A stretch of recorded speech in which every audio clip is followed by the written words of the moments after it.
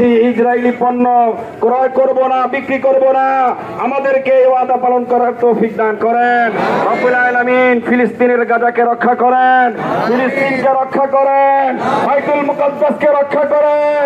বদরে উহুদে খন্দকে যেমনি ভাবে ফেরেশতা পাঠিয়ে মুসলমান যোদ্ধাদেরকে সাহায্য করেছিলেন, ফিলিস্তিনের হামাসকে আপনি সেইভাবে সাহায্য করেন, ফিলিস্তিনের মুজাহিদদেরকে সেইভাবে সাহায্য করেন রব্বুল আলামিন। আপনি ইচ্ছা করলে সবকিছু পারেন।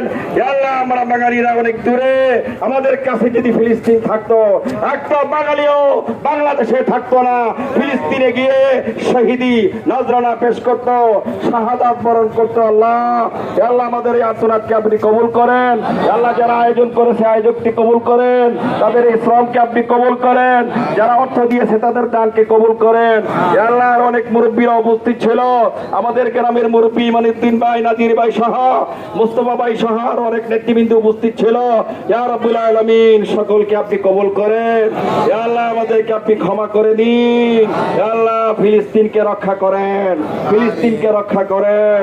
ওয়া আখির দাওয়ানা আলহামদুলিল্লাহি রাব্বিল আলামিন।